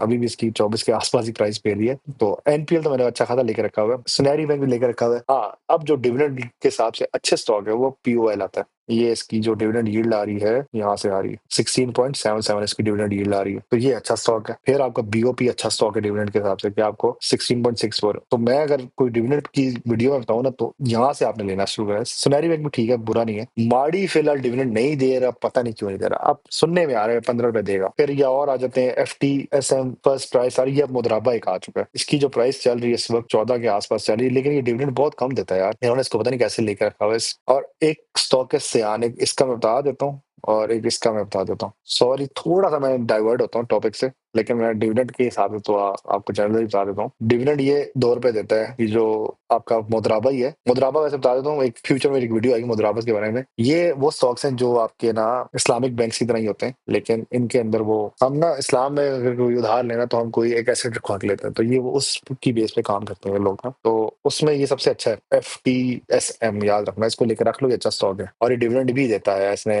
अभी रिसेंटली सितंबर 24 में दिया था डिविडेंड 2 रुपए, जून में भी दिया था, पिछले दफा तो उसने बहुत डिविडेंड दिए थे, 4 रुपए दे दिया था, इतनी कम प्राइस का स्टॉक है, तो डिविडेंड के हिसाब से अच्छा, तभी लोग इसको लेकर रखते हैं। अब इसका अगला डिविडेंड आएगा सितंबर के आसपास है, तभी इसकी प्राइस में इंक्रीज आया, वो 20 तक भी गया हुआ, लेकिन ये गिर गया। इसका फिर आप RSI वगैरह देखें, उस हिसाब से बाय करें। फिलहाल मैं क्योंकि फंडामेंटल में तो मैं RSI नहीं देखूंगा, वो टेक्निकल में आ जाता है और मैं मिक्सअप नहीं करना चाह रहा। हाँ RSI शायद मैं थोड़ा बहुत बताऊंगा, क्योंकि मैंने कहा था कि मैं RSI का थोड़ा सा समझा दूंगा कि रिलेटिव स्ट्रेंथ इंडेक्स होता है, तो उसमें आपने देखना होता है कि बायर ज्यादा है कि सेलर ज्यादा, मोमेंटम देखना होता है, और वो मोमेंटम फेल भी हो जाता है जब आप पब्लिक सेंटीमेंट पे आ जाती है बात कि जी डिविडेंड जब देगा स्टॉक तो वो लाजमी उठेगा, तो वो सारा कुछ देखना होता है। एक तो ये स्टॉक है, दूसरा एक सियान है, ये वो वाहिद कंपनी है जिसके मैंने एक शायद पहले एक वीडियो में बताया था कि अगर किसी को पता है कमेंट बताइए इस कंपनी की क्या लॉजिक है। लेकिन ये बड़े बड़ी की लॉजिक है, वो ये है कि ये स्टॉक ना कितनी कंपनी डिविडेंड देती है उनका जमा करके ना, ये फिर आपको डिविडेंड देता है, उस हिसाब से ये एक रेगुलर डिविडेंड गिविंग कंपनी है। यहाँ पे गैप आया क्योंकि इस दौरान बीच में ना इमरान खान ने काफी इकोनॉमी को सेव करने के लिए कंपनीज को ऊपर टैक्स बहुत ज्यादा लगा दिया, तो कंपनी डिविडेंड देने से साइड में हो गया। जैसे हमने अपनी कंपनी सेव करने के डिविडेंड दे, तो उन्होंने कंपनी सेव करनी थी तो उन्होंने डिविडेंड देना बंद कर दिया, जिसकी वजह से इसने भी डिविडेंड नहीं दिया था उस टाइम 23 के टाइम, जो बहुत बुरे हालात थे 22-23 के अराउंड, ठीक है। 21, 22 और 23 ये खतरनाक टाइम था स्टॉक मार्केट का, ठीक है। उस टाइम डिविडेंड बहुत कंपनी से रुक गई थी, बैंक्स तक फंस गए थे बहुत बुरे। हाँ, पाखरी ने दिया था, पाखरी रेगुलर देता भाई, लेकिन इसका भी ये सीन है, ये डिविडेंड ना हर साल के हिसाब से 2 दफा देता है, एक फरवरी में देता है, एक अगस्त में देता है, तो ये देता है। अब पता नहीं इस साल देता है कि नहीं देता। अभी इसने दिया है रिसेंटली 4 पे, और उसकी बुक क्लोजर भी आई हुई है। ये मई का महीना था, जनवरी, फरवरी, मार्च, अप्रैल, मई, हाँ सही बोला हूँ, 4 पे इसने डिविडेंड दिया था, ठीक है। अब इसका फाइनल डिविडेंड आना है, अब फरवरी में ही आएगा या अगस्त में इसने फिर से हाफ ईयरली की देता है कि नहीं देता, वो उस हिसाब से आपने देखना होता है। तो उस हिसाब से स्टॉक्स में इनकी लिस्ट आ रही थी। अब माशाल्लाह डीओएल एक अच्छा स्टॉक है, इसकी भी मेरी एक वीडियो इसमें मैंने कहा था, 24 रुपए का स्टॉक है, 2 रुपए डिविडेंड दे रहा है। वो शुरू में कोई मेरी पास एक वीडियो को देख रहा हो या शुरू का सब्सक्राइबर, उसको पता होगा, मैं गाड़ी के अंदर एक वीडियो बनाई जिसमें दिखा था 24 रुपए का स्टॉक है, 2 रुपए डिविडेंड है, आप लोग बाय करें, बहुत अच्छा स्टॉक है, ठीक है। तो वो एक अच्छा स्टॉक है डीओएल, उसकी प्राइस भी कम है 36 है। अब वैसे 24 होती थी उस टाइम, 4 साल पहले 24 थी, अभी 36, बहुत स्लो ग्रो कर रहा है, लेकिन डिविडेंड अच्छा देता है। डिविडेंड यील्ड आप 15.88 आ रही है इसकी। इसके बाद जो एक और स्टॉक है फैसल बैंक है, अभी तो बहुत हाईली ओवर प्राइस हो गया, 78 रुपए का, अब गिरना शुरू हुआ ना, ये लाइन में वापस आ रहा है, ये भी डिविडेंड अच्छे देता है, 15.61 यील्ड आ रही है। इक्विटी सिक्योरिटीज में इस पे नहीं जाते यार, ये सिक्योरिटीज के जो अपने स्टॉक्स हैं इनसे थोड़ा दूर आ करो। यूबीएल बहुत अच्छा डिविडेंड दिया उसने, तो इसकी डिविडेंड यील्ड बहुत अच्छी इंप्रूव हुई है। इस तरह मतलब ये सारे लाइन में आ जाते हैं। तो मैं अपना जो पोर्टफोलियो में दिखाया था कि मैं एक ट्रैप में फंस गया था डिविडेंड की बेस पे, तो वो आपने ट्रैप में नहीं फंसना, ठीक है। जिस तरह वो मैंने ट्रैप की आपको एक कंपनी दिखाई थी, वो यूनाइटेड वाली, अब ये पता नहीं कब देता है इसके बाद डिविडेंड, जब ये अभी शायद 1.5-2 साल तक ना डिविडेंड दे, फिर आप फंस जाओगे, फिर कहोगे जी पैसे फंस गए। तो मैंने इसलिए कहा था कि एक स्टॉक है, तो शॉर्ट में बताया था कि वो बहुत हाई प्राइस का है, और 80 का स्टॉक था, 30 रुपए डिविडेंड था, तो है तो मजे का, एक अट्रैक्टिव चीज है। ये ऐसी है कि जब प्लाजा बन रहा हो ना, तो अक्सर प्रॉपर्टी डीलर्स आ जाते हैं, मार्केटिंग मैनेजर आ जाते हैं, जी आप डालें, जी आपको आप 2 करोड़ रुपए दे, जी आपको हर महीने के हिसाब से ना 8 लाख रुपए मिलेगा। आप कहते हैं यार 2 करोड़ तो 8 लाख हर महीने मिलेगा, वो 2-3 महीने तो मिल जाते हैं, उसके बाद वो पैसे आना बंद हो जाते हैं। तो ये इस तरह के ट्रैप से आपने बचना है, ठीक है। जिसमें मैंने आपको इसका बताया, मैं इस ट्रैप पे फंस गया हूँ, तो ये एक वार्निंग लेटर है आपके लिए, आपने भी ट्रैप में नहीं फंसना, आपने हमेशा सेफ करना है। इधर जाके इस पे आपने क्लिक करना है डिविडेंड यील्ड वाले पे, उससे आपको डिविडेंड्स मिल जाएंगे। लेकिन आपने ये शुरू के ये जो 3 है ना, ये 2 तो लाजमी इनसे बच कर, बाकी आपने ओवरऑल देखना है कौन सा बेहतर है। अब कैपको रेगुलर देता है, लेकिन कैपको का ये मसला ही है, कैपको कंपनी बिल्कुल फारिग है, अनलेस के गवर्नमेंट उसके साथ सपोर्ट और डील अच्छी मारे। वैसे सबसे लोवेस्ट बिड कैपको की थी, तो सब कैपको ठीक है। पीओएल अच्छा है। पिकेट एक टाइम पे मेरे पास ये पड़ा हुआ भी है, पिकेट एक टाइम 140 का स्टॉक होता था, आज ये 40 के आसपास फिर ये डिविडेंड बहुत हैवी किस्म का देता था,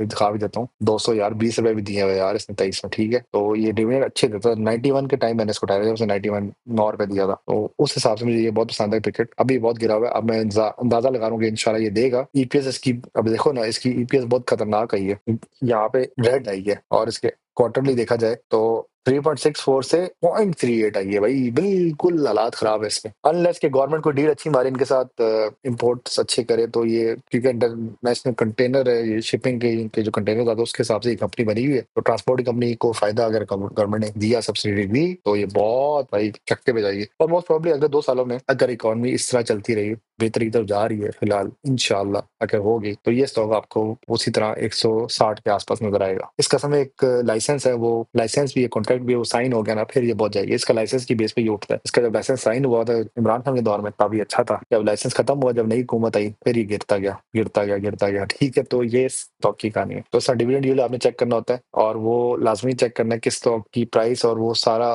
मल्टीप्लाई करके, और वो आपको सरमाया की वेबसाइट में मिल जाएगा, स्टॉक स्कैनर में भी मिल जाएगा, और आपको टॉप डिविडेंड की स्टॉक्स नजर आ जाएंगे, वो आप उस हिसाब से स्टॉक्स का निकाल सकते हैं। यहाँ पे मैंने वैसे ओजीडीसी का लिखा हुआ है, लेकिन और भी स्टॉक्स हैं। हबको भी अच्छा स्टॉक है, अब पता नहीं देता कि नहीं देता, क्योंकि ये पावर जो है ना आईपीपी, इसका भी तरह से कंफर्म नहीं हो रहा कि गवर्नमेंट इनको पैसे देती कि नहीं देती। अगर दे दिया ना भाई, फिर लोग बैंकों से पैसा निकाल के इधर आ जाएंगे, फिर देखना बैंक गिरेंगे और ये उठेंगे। तो ये एक अंदाजा लगाना है आपने। हाई यील्ड ऑलवेज से चेक सस्टेनेबिलिटी, वो सही है, ठीक है, ये आपने नोट याद रखना है। फिर आता है रिटर्न ऑन इक्विटी, ठीक है। अब आपने इसमें ये देखना होता है प्रॉफिट जो जनरेट करता है ना फ्रॉम शेयर होल्डर्स कैपिटल। अब जो हम लोगों का जो स्टॉक में पैसा डला होता है ना, उससे जो ये पैसा बनाती है कंपनी, वो जो है ना आपका रिटर्न ऑन इक्विटी। आपके पैसे से कंपनी अपने अंदर पैसा डालती है, अपने मुख्तलिफ डिपार्टमेंट में, उसमें जो उनका रिटर्न आता है वो आरओई होता है। वैसे हम इसको रिटर्न ऑन इन्वेस्टमेंट आरओआई की तरह ही ले सकते हैं कि आपके पैसों से एक कंपनी ने क्या रिटर्न दिया है। जो नेट इनकम है divided by the share holders equity multiplied by 100, ये फॉर्मूला है। नेट इनकम एक मैंने मिसाल दी कि 50 मिलियन हो, और शेयर होल्डर्स की इक्विटी मतलब 200 मिलियन तक लोगों का पैसा डला हुआ है, तो इसकी अगर आप आपस में डिवाइड करें तो ये आपको 25% मिल जाती है। और अब आप ये याद रखना कि अगर रिटर्न ऑन इक्विटी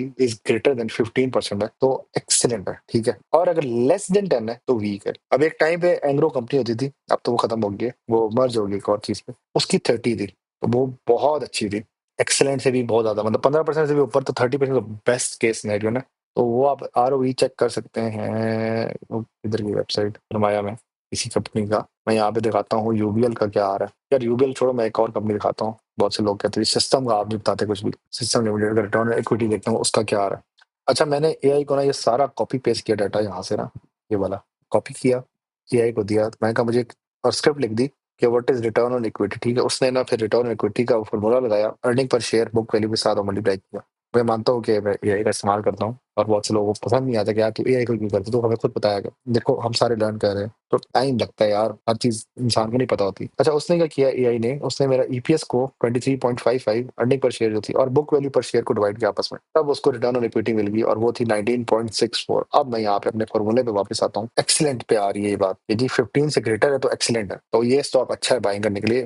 आपका सिस्टम लिमिटेड, अगर किसी ने अभी भी बाय करना है सिस्टम लिमिटेड इस प्राइस पे भी, it is good, it is good. ये इसका रिटर्न ऑन इक्विटी अच्छा आ रहा है कि प्रॉफिट जनरेट जो कर रही है ना अपने शेयर होल्डर्स को जो देगी, वो एक अच्छे अमाउंट के पैसे आए हैं इसके पास। तो इट इज गुड कि ये एक अच्छा स्टॉक है। जैसे मैंने बताया था एंग्रो एक पुराने टाइम पे बहुत अच्छी कंपनी थी, इसका रिटर्न ऑन इक्विटी अच्छा, जिसकी वजह से लोगों को अच्छा खासा पैसा था। अब तो वो मर्ज होगी एक और कंपनी के साथ, आई थिंक एग्रो होल्डिंग है या कुछ इस तरह। तो इसी तरह सिस्टम लिमिटेड भी इस हिसाब से बहुत अच्छी कंपनी है, मतलब आप एक लेके रख लें स्टॉक। ये 700 रुपए का हुआ था स्प्लिट हुआ सिस्टम लिमिटेड का स्टॉक, तो it is good stock to buy. फिर आपका इसके बाद अगला आता है डेट टू इक्विटी। अब ये एक लिहाज से आप कह लें वो है उधार देना, डेट होता है उधार, जो उधार यूज करे versus the share holders fund. अब आप कंपनी क्या करती है, अपने उधार क्लियर कर रही है आप ही के पैसों के साथ, उसके हिसाब से आप एक वैल्यू निकालते हो डेट टू इक्विटी, ठीक है। और वो ये total date divided by the share holders, share holder का जो पैसा उसके हिसाब से अपना एक वो, मतलब आप कह लो कि कैपिटल जो होता है शेयर होल्डर्स के पैसों का, उसके हिसाब से अपने आपको क्लियरेंस करनी होती है। अब एक कंपनी का अगर डेट है 500 बिलियन तेरी खैर,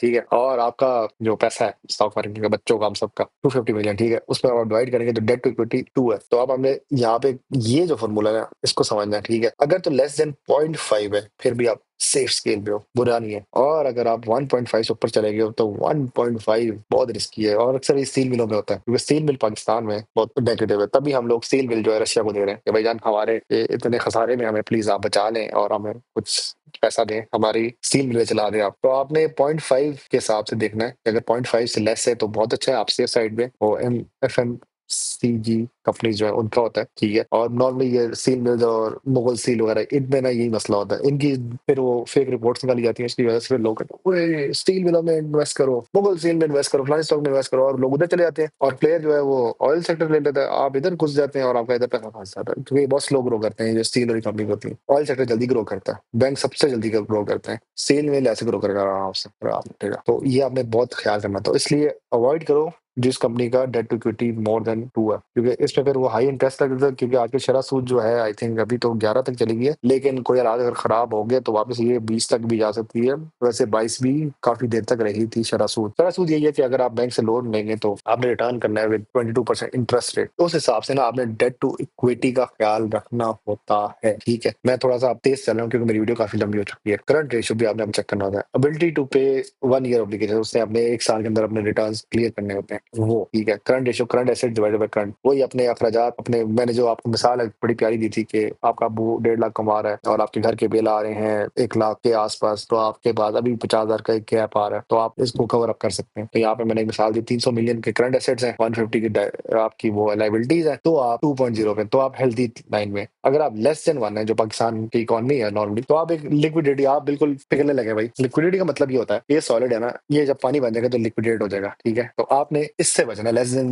1 वाले से बचना है। 1.5 से 2 के आसपास है तो it is healthy, which is good, आप इन्वेस्ट करें उन स्टॉक्स में, ठीक है। ये करंट रेशियो, तो मैंने वही कहा कि मेन चीज आपने ये देखनी होती है कि आपके अपने पास क्या है और आपके अपने कर्जे और अखराजात को आपने डिवाइड करना होता है कि आप एक इकोनॉमी को समझ लें कि आपने क्या आप सर्वाइव कर सकते हैं हर महीने के हिसाब से, जो आपके घर के बिल आ रहे हैं क्या आप दे सकते हैं कि नहीं। मेरी अब एयरपोर्ट पे 80,000 सैलरी थी, ठीक है, इस पर टैक्स करता 78,500 आती थी। मेरा अपना खर्चा बहुत कम था, मेरा बाइक का पेट्रोल जो लगता था वो 12,000 तक लगता था, तो मेरा उस वक्त इतना खर्चा नहीं था। हाँ, मैं कमिटी डाल के अपने पैसे इतने जमा कर लेता था कि मैं स्टॉक्स में इन्वेस्ट करता रहता था। तो मैंने बहुत स्लो स्लो इन्वेस्ट करके पैसा जमा किया अच्छा खासा। तो वो मैं आज भी टाइम याद रखता हूँ कि घर से मैं खाना लेके जाता था कि मेरे पैसे जमा हो जाए, घर की रोटी ले जाऊं, उधर से खाना ना खाओ एयरपोर्ट से, क्योंकि एयरपोर्ट में मैं खाना खाता पैसे लगते तो मुझे नुकसान होता। मैंने अपने आप को एक लिहाज से पौधे को पानी देता रहा और वो एक अब एक दरख्त बन चुका है। मतलब मैं स्टॉक्स लेता रहा तो आज वो अच्छे खासे हेवी किस्म के प्रॉफिट में है और मेरे पैसे एक सेफ साइड पे पड़े हुए। तो आपने अपने एसेट्स का ना ख्याल रखना होता है, एक कीमती है।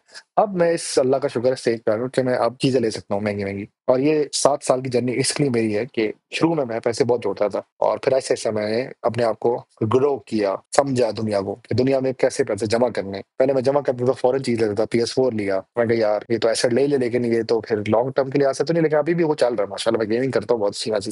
फिर मैंने साइकिल लिया, साइकिल वैसे पहले लिया था, वो भी मैंने गल्ले में पैसे डाल के जमा किए। तो मैं जमा तो करता था लेकिन वो पैसे खत्म हो जाते थे, चीज आ जाती थी उसकी। अब मैंने कहा यार पैसे लेके रख दो और वो आपको खुद ही रिटर्न देता रहे, मतलब आपको डिविडेंड के तौर पे देता रहे। तो आपने अपनी करंट एसेट्स का बहुत ख्याल रखना है कि कल को अगर आपके हालात खराब होते हैं, आपकी सैलरी नहीं आती, आपकी नौकरी खत्म हो जाती है, तो आपके पास स्टॉक्स में इतना पैसा हो कि आप अपने आप को पैर पे खड़े रख दो। हम सबका एम है अर्ली रिटायरमेंट। मेरा दिल नहीं करता कि मैं नौकरी पे जाऊं रोज और पैसे कमाऊं। मेरा दिल करता है कि मैं एक अपना बिजनेस सेटअप करूं और एक टीम को लेकर चलूं। और इस तरह मतलब मेरा भी दिल करता है यार कि मैं बी योर ओन बॉस वाली कहानी सबके अंदर होती है, दिल करता है यार सबका। और मैं नहीं चाहता कि जिस मेरे बॉस मुझे डांटा करते थे, छुट्टी मांगते हुए, नहीं छुट्टी नहीं मिलेगी, वही जिंदगी बहुत मसला। मैं उससे नहीं चाहता कि मैं किसी बंदे को तंग करूं। आप लोगों की दुआएं लें यार, आप लोगों के अच्छे रहें, क्योंकि हकूकुल्लाह अल्लाह ताला के चल यार छूट दे देता हूं, हकूकुल बात पे अल्लाह ताला अच्छा खासा सवाल पूछेंगे। उस कहेंगे उस बंदे से माफी मांग रहा है, तो आपने उस बंदे के साथ ताल्लुक अपना अच्छा करना है। थोड़ा सा ऑफ टॉपिक में माजरत करता हूँ। अब एग्जांपल के तौर पे मैंने HBL के यहाँ पे लिखा हुआ है, लेकिन मैं आपको BAFL की मिसाल दूंगा। उसमें भी ये अभी भी मेरे अक्सर वीडियोस में ना HBL को मैंने अंडर कंसिडर किया हुआ था, ठीक है। और मैंने उस पर 160 या 140 के आसपास जब था ना, तो मैंने कहा था HBL उठाएगा, तब लोगों ने नहीं उठाया। आज वो 230 के आसपास फिर रहा है, तो अच्छा खासा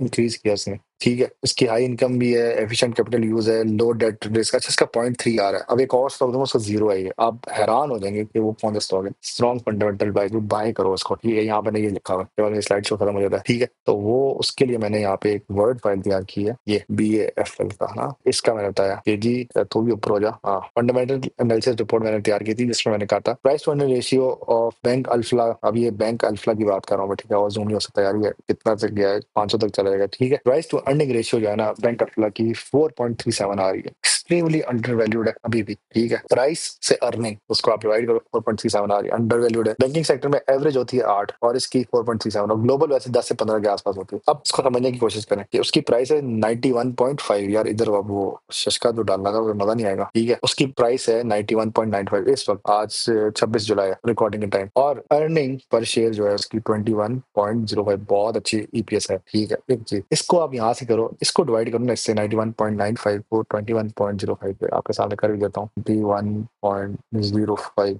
तो आपकी 4.36 आती है, जो यहाँ पे लिखी हुई है मैंने 4.37 रफली। कोई 368 है तो वो उसने उसको किया है राउंड ऑफ। तो फॉर यू पे only 4.37 for every one of the profit, ठीक है। आपको जो प्रॉफिट मिला उस पर आपको खाली 4.37 का पे करना है, तो ये बहुत अच्छी वैल्यू का गैप आ रहा है, ज्यादा नहीं आ रहा, ज्यादा होगा तो फिर आपको महंगा पड़ता है ये। तो यहाँ से EPS इसकी बहुत स्ट्रॉन्ग है, 21 है और प्राइस भी कम है स्टॉक की। इतनी कम प्राइस का स्टॉक, इतनी ज्यादा EPS एक बहुत एक रेयर केस होता है, और वो इस स्टॉक का बन रहा है, ठीक है। फिर आ जाओ जी प्राइस टू बुक पे, 0.69 है। अब यहाँ पे हमने जो प्राइस टू बुक कर लगाया था फॉर्मूला, ये लेस देन 1 है, तो यहाँ पे इसको आप बार्गेन कहेंगे। मैंने कहा था ना कि आगे मैं दिखाऊंगा स्टॉक, वो सबसे मजे का है, ये आप बाय करें फिर इसको। अब मोर देन 3 है तो ओवर प्राइस है, फिर आप भागें उस स्टॉक से, निकलो भाई ज्यादा हो गया। और यहाँ पे मैंने एक और लिखा हुआ है, ये MCV, वैसे नॉर्मली अब तो वो 1.69 पे चला गया MCV, लेकिन पहले एक टाइम पे 1 से लेस था, तो MCV बहुत अच्छा स्टॉक होता था, उस टाइम बाय करना, लोगों ने अच्छा खासा बाय भी किया उस टाइम। अब यहाँ पे BAFL आ चुका है जिसकी 0.69 है प्राइस टू बुक वैल्यू, तो ये उस हिसाब से बहुत मजे का है। इसको ऐसे अंदाजा लगा लो कि प्राइस इसकी बुक वैल्यू जो उस सरमाया की वेबसाइट पे शो कर रहा है, इधर अगर मैं देखूं BAFL बुक वैल्यू यहाँ पे लिखी आती है यार, ये 1.06.30, ठीक है, इसकी बुक वैल्यू ये है। इसको आप डिवाइड करो प्राइस ऑफ द स्टॉक, ठीक है, 91 के हिसाब से, price divided by book value, ठीक है, मतलब 91 को डिवाइड करो 106.30 से, तो आपको एक 100 एसेट्स के हिसाब से जो सेलिंग आपकी बनेगी वो 69 बनेगी। इन केस अगर लिक्विडेट भी हो जाता है स्टॉक, तो आपको फिर भी 14.35 पर शेयर के हिसाब से आपको वैल्यू बन जाएगी। तो आपके पास एक अपॉर्चुनिटी है इस स्टॉक में आने की। तो इसकी जो प्राइस टू बुक वैल्यू बन रही है वो 0.69 है। तो वो जो मैंने यहाँ पे बताया कि ये एक अच्छा खासा है, आपके पास एक बार्गेन, आप बाय कर सकते हैं स्टॉक। अब अगर मैं यहाँ पे कुछ चीजें गलत बता रहा हूँ या मैं कुछ नहीं समझा पा रहा, आप कमेंट में पूछें, मैं खोल के बता सकता हूँ बातें। Since the video length is going ahead of the time, ज्यादा निकल जाती है, तो मैं थोड़ा तेजी से चल पड़ता हूँ। अब प्रॉफिटेबिलिटी एनालिसिस करेंगे हम। पहले हमने यहाँ पे वैल्यू, उसकी वैल्यू सेट की कि क्या वैल्यू बनती है, तो अब हम करेंगे प्रॉफिटेबिलिटी एनालिसिस का। ईपीएस की 21 है, ठीक है।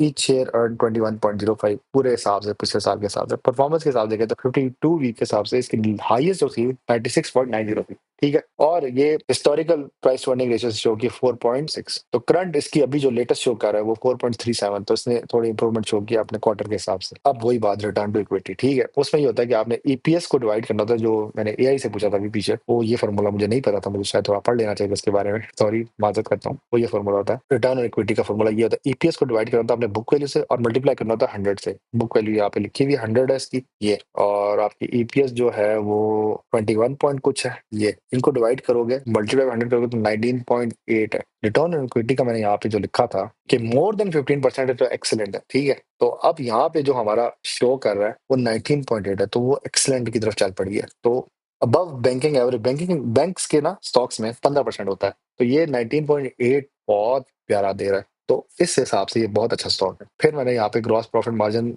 और उसका नेट प्रॉफिट मार्जिन, ये आपको कहाँ से मिलेगा डाटा, वो इधर से मिलेगा। यहाँ पे अगर मैं लिखूँ, वैसे दो उधर से भी मिल जाएगा आपको, इधर भी ये लिखा हुआ ग्रॉस प्रॉफिट मार्जिन और नेट प्रॉफिट मार्जिन, ये लिखा हुआ है, ये दोनों लिखे हुए हैं भाई, ठीक है। लेकिन आप इधर भी इसका निकाल लेते हैं, ग्रॉस प्रॉफिट मार्जिन और नेट प्रॉफिट मार्जिन भी निकाल लेते हैं। ये निकाल के आप सेक्टर के एवरेज, मतलब उसके बाकी सेक्टर के हिसाब से आपने एवरेज निकालो, 25 से 30% आ रहा है, और नेट प्रॉफिट आप 8 से 12% के हिसाब से है। अच्छा, एनालिसिस करें ना तो कोर ऑपरेशन हेल्दी है इसका, ठीक है। ग्रॉस प्रॉफिट मार्जिन इसका बहुत हेल्दी है, और नेट मार्जिन बिलो सेक्टर है, अपने सेक्टर के हिसाब से काफी लो पे है अभी भी, लेकिन एक रूम मिल रहा है इसको ग्रो करने का, ठीक है। आप उस हिसाब से इसको एक्सेप्ट कर सकते हैं कि यार ये ग्रो करेगा, विद इन अपने टाइम स्पैन पे ग्रो करेगा। फिर आप डिविडेंड एनालिसिस देखें तो 12.31% इसका रिसेंटली था, और ओवरऑल ये 9 रुपए देता है पर शेयर साल का, ठीक है। अब इसकी आप यहाँ से डिविडेंड यील्ड निकाल देते हैं कि 91 का स्टॉक है, 9 रुपए डिविडेंड देता है, तो 9.79 दे सकता है। पहले कुछ टाइम पे ये 12.31 भी जा रहा था, कि वो 40 की प्राइस थी तो 4 रुपए देता, तो वो उसके हिसाब से, लेकिन तो 12.31 इसकी आ रही थी। अब पे आउट रेशियो हमने इसकी चेक की, तो डिविडेंड डिवाइडेड बाय ईपीएस की, तो 9 डिवाइडेड बाय 21, तो 42.7, तो भाई अच्छा खासा ये अपने आप को सस्टेन भी कर रहा है डिविडेंड देने के बाद, मतलब डिविडेंड देने के बाद वापस प्राइस में रिटेन कर रहा है, थोड़ा हफ्ता लगेगा लेकिन एक सस्टेनेबल है। लेस देन 50 आइडियल होता है। फाइनेंशियल हेल्थ अगर इसकी निकाले, डेट टू इक्विटी जीरो, मैंने कहा था ना अभी, हमें पिछला एक 100 देखा, उसका थोड़ा सा ज्यादा 0.12 या कुछ था, इसका 0 है, तो मतलब कि इस पे कोई कर्जा नहीं इस बैंक पे, ये वाहिद बैंक है फिलहाल। अभी इसको अगर कोई इंटरेस्ट रेट भी लगे ना स्टेट बैंक की तरफ से, इसको कोई फर्क नहीं पड़ेगा। और दूसरा पे कभी डिफॉल्ट नहीं होगा। हमारा मुल्क आए तो डिफॉल्ट की कहानी पे होता जी, हमारे पे कर्जे बहुत चढ़ा हुआ है, तो ये बैंक नहीं इंशाल्लाह डिफॉल्ट होता, ठीक है। और इसका करंट रेशियो 1.31 आ रहा है, ठीक है। मतलब कि फॉर एवरी वन लाइबिलिटीज, उसका जो खजाना है उसके बाद 1.31 का एक ऊपर का पड़ा हुआ है, कि चल अगर मेरे पास 1 का नुकसान है तो 1.31 से मैं रिकवर कर सकता हूँ उसको। तो ये अबव थ्रेश होल्ड है, 1.0 एक थ्रेश होल्ड है, उससे भी ऊपर है, 1.31 इसके पास पड़ा हुआ है रिकवर करने के लिए। फिर इक्विटी टू एसेट इसका 5.15 है, ये बहुत ही प्यारे हैं। और वो स्टेट बैंक की रिक्वायरमेंट है कि मोर देन 4.5% हो बैंक्स के लिए होना चाहिए, ये 5.15 की तरफ गया। ये चीजें ना वैसे बैंकर्स जो होते हैं ना वो समझा से ज्यादा अच्छे, या फाइनेंस वाले जो बच्चे होते हैं ना उनको समझ आएंगी। और इसके बाद अभी भी इंप्रूवमेंट का टाइम है, मतलब ग्लोबली देखा जाए तो 7 से 8% होता है इक्विटी टू एसेट्स, ये इसको 5.15 है, मतलब इसको थोड़ा टाइम लगेगा, लेकिन ये इनशाला फ्यूचर में 7 to 8% तक जा सकता है। तो यहाँ से आप इक्विटी टू एसेट्स आप निकाल लेंगे। अब इसका अगर मार्केट पोजीशन देखी जाए ना, तो इसका मार्केट का जो कैप है 145.02 बिलियन है, और फ्री फ्लोट स्टॉक 45% है। अब डब्ल्यूटीएल तो माशाल्लाह 80% फ्री फ्लोट है, जिसकी वजह से वो स्टॉक ही बिल्कुल तबाह हो जाता है। बेटा वैल्यू जो है 0.88 है, तो लेस वॉलेटाइल है। बेटा की वैसे वैल्यूज लिखी होती हैं 1 हो और 1 से ऊपर हो तो फिर वॉलेटिलिटी की बात चली जाती है, तो ये 0.88 है, तो लेस वॉलेटाइल, मतलब कि मार्केट अगर क्रैश भी हुई ना तो इस स्टॉक को इतना फर्क नहीं पड़ेगा। अगर मार्केट क्रैश भी हुई ना अभी कल को या मंडे को, तो ये 91 से मैक्सिमम जो है ना आपको 85 या 80 के आसपास खड़ा होकर दिखाएगा कि मैं खड़ा हूँ भाई। बेटा की वैल्यू इसकी अच्छी खासी लो है। वो बेटा की फिर कहते हैं कमेंट में बेटा लिख दें तो मैं आपको बेटा की अलग से वैल्यू तो वो कैसे निकालते हैं, वो उसका भी एक अलग फॉर्मूला है। और अभी इसने पिछले एक साल में 52 वीक रेंज के हिसाब से 55.50 से 96, मतलब 40 रुपए की जंप आ रही है, लेकिन स्लो ग्रोथ है, but in future most probably अच्छी मार सकते हैं जंप।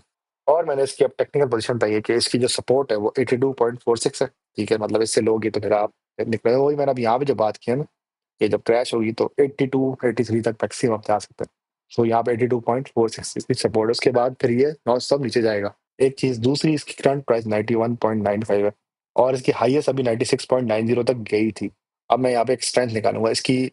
वैसे देखा जाए तो अंडर वैल्यूएशन के हिसाब से बहुत अंडर वैल्यू है, अभी भी 4.37 है। वैसे नॉर्मली 8 होनी चाहिए लेकिन अभी भी अंडर वैल्यू है। डिविडेंड यील्ड इसकी बहुत ही प्यारी 9.79 है, एक्सेप्शनल है। ठीक है, अगर तो ये सस्टेन कर जाता है, सस्टेनेबल पे आउट लिखा हुआ मैंने। फिर इसका जो कर्जा भी है ही नहीं, मतलब ये बैंक की कर्जे भी नहीं है, तो ये जीरो डेट पे है।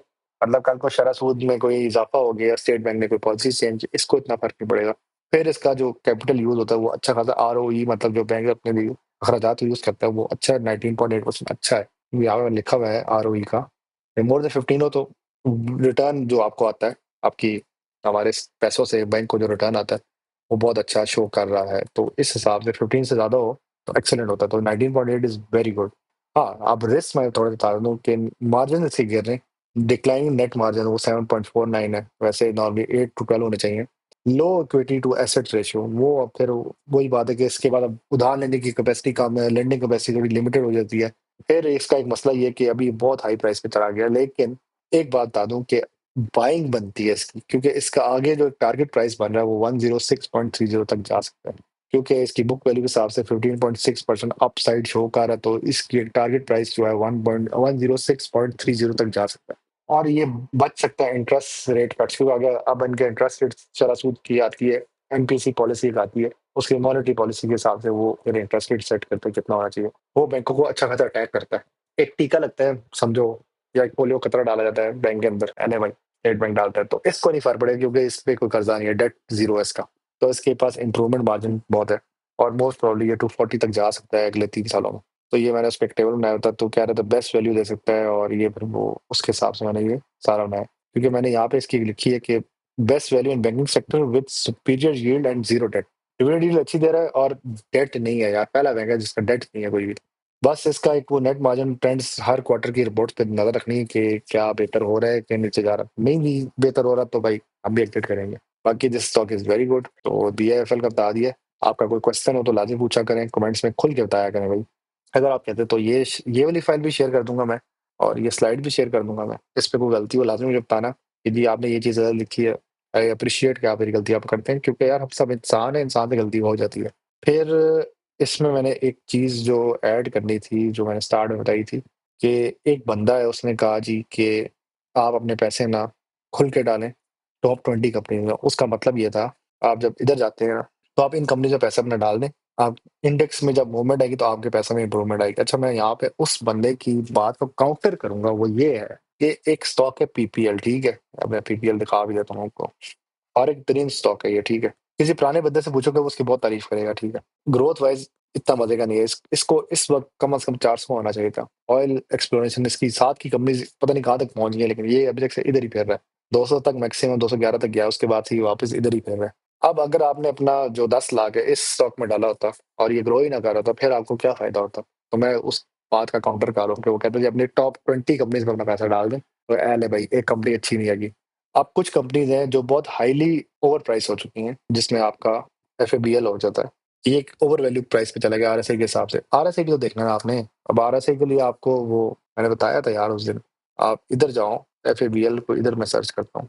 यार वीडियो बहुत लंबी हो रही है, मैं माजरत करता हूँ, लेकिन कुछ चीज़ें ना मैं चाहता हूँ कि आप लोगों तक पहुंच जाए, ताकि आप कोर्सेज पे ना जाए। अभी तो RSI के हिसाब से वापस ये न्यूट्रल में चला गया, लेकिन एक पॉइंट पे ना ये ओवरबॉट की तरफ चला गया था, तो फिर आप बुलिश शो करता है कि भाई निकलो। RSI के हिसाब से FFC का मेरे ख्याल से इसमें ये शो करेगा। MACD के हिसाब से देखें ना तो इसने बेरिश कर दिया है, और SOX के हिसाब से इसने कहा जी ओवरबॉट हो चुका है, क्योंकि स्टॉक एक बहुत हाई वैल्यू पे चला गया। अब ये टेक्निकल्स हैं, ठीक है। अगर आप इसको इस प्राइस पे उठा लेते हैं, जो अभी इसकी करंट प्राइस चल रही है वो है आपकी 462, और कल को ये वापस 420 के आसपास हो तो आपका 4,60,000 जो है वो 4,20,000 हो जाए, और ये रिवर्स गेट लगा दे, फिर क्या फायदा।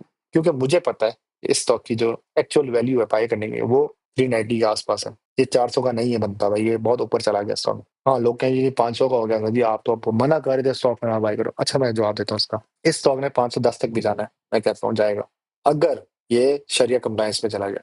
फिर ये जाएगा स्प्लिट में, तो इसकी प्राइस हो जाएगी 250, तब मैं बाय करूंगा और फिर मैं इसका स्लो ग्रोथ का इंतजार करूंगा कि ऐसे ऐसा ग्रो करे। मैं डायरेक्ट इधर नहीं बाय करूंगा, एक हाईली टॉप पे नहीं कभी भी आपने स्टॉक को बाय करना, आपने हमेशा उसको एक लो प्राइस के आसपास बाय करना। आपने वो इवेंट्स के हिसाब से कि 8 मई को उसकी क्या प्राइस थी, क्योंकि उस दिन हर स्टॉक की औकात पता चली थी, तो उसकी 331 थी उस वक्त प्राइस, अंदाजा लगा लो। अब ये 490 के आसपास फिरने की तरफ जा रहा है, अभी 469 331.3 थी, अब ये 469 तक जाने की कोशिश कर रहा है। तो आपने वो जो बंदे ने कहा है ना, वो ठीक है, कह रहा है कि 20 कंपनीज में डाल दे पैसा, लेकिन आपने ये भी तो देखना ना, मार्केट एक हाईली ओवरबॉट पोजीशन चली गई है, बहुत ऊपर चली गई है। आपने फिर वो थाने स्टॉक जो अंडर वैल्यूड स्टॉक्स हैं, जो BAFL की मैं बार मिसाल दे रहा हूँ कि आप इधर आ जाए, ये अभी भी कम प्राइस पे अंडर वैल्यूड है और ग्रो कर सकता है। फिर आप कोई ऐसा स्टॉक उठाएं जो अभी भी मुद्राबाद उठा लें, जो ट्राई पैक मैंने दिखाया था। अब ये स्टॉक है BIPL, ठीक है ये लो पे जा रहा है, लेकिन ये डिविडेंड भी देता है और इस्लामिक बैंक भी है, शरिया में भी आ जाता है। आप इस तरह के स्टॉक बनाए, आप डायरेक्ट वो सारे ना उठा लें भाई। वो स्टॉक्स कभी कभार बहुत ऊपर चले जाते हैं, फिर आप कहते हैं यार दसिया नहीं सी, क्योंकि जब मार्केट में क्रैश होना है ना, तो ये जितने ऊपर जा रहे हैं ना, उतनी तेज से नीचे भी आएगी। अभी आपको हर कोई गुरु जी बन के कह रहा है यार ये उठा लो, ये उठा लो, ये उठा लो, लेकिन कोई ये नहीं बता रहा कि यार ये गिरेंगे तो भाई क्या करना है, कोई नहीं आपको बता रहा। हाँ मैं कहता हूँ UBL अच्छा स्टॉक है, लेकिन UBL का इंतजार करो ना 350 360 के बाद तब बाय करना। MEBL ने डिविडेंड देना लाजमी बात है, एक पब्लिक सेंटीमेंट इसने उठना है। HBL का एक डिविडेंड आ रहा है,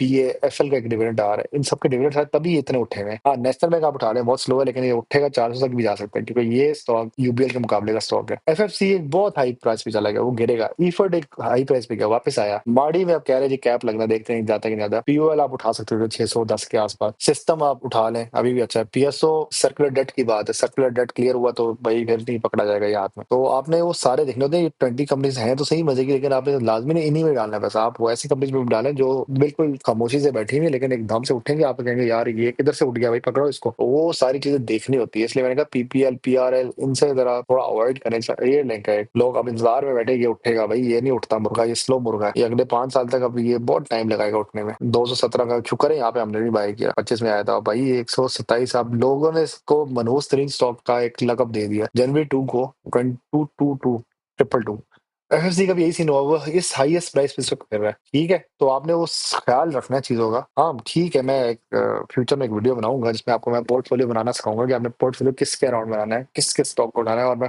हर हिसाब से बताऊंगा इसका बैंक का ये स्टॉक उठा लो, ऑयल में ये उठा लो, IT में ये उठा लो, सीमेंट में ये उठा लो, फर्टिलाइजर में ये उठा लो, टेक्सटाइल में ये उठा लो। उस हिसाब से मैं फिर आपको एक प्रॉपर बना दूंगा पोर्टफोलियो 10 लाख के हिसाब से। उसमें मैं बहुत बनाता था, लेकिन मैं बीच में फिर नए निकल गया टॉपिक्स में, तो इंशाल्लाह उसका मैं बना दूंगा। बाकी कोई सवाल हो आपसे लाजमी पूछें, और ये मैं स्लाइड शेयर कर दूंगा आपको, एक ये शेयर कर दूंगा, एक आपको मैं ये शेयर कर दूंगा BAFL का कि क्यों मैं इसको रेकमेंड करता हूँ बाइंग के लिए। और पूछ रहे हैं, आवाज रहे हैं, क्वेश्चन हो तो लाजमी पूछें। मिलते हैं इंशाल्लाह अगली वीडियो में।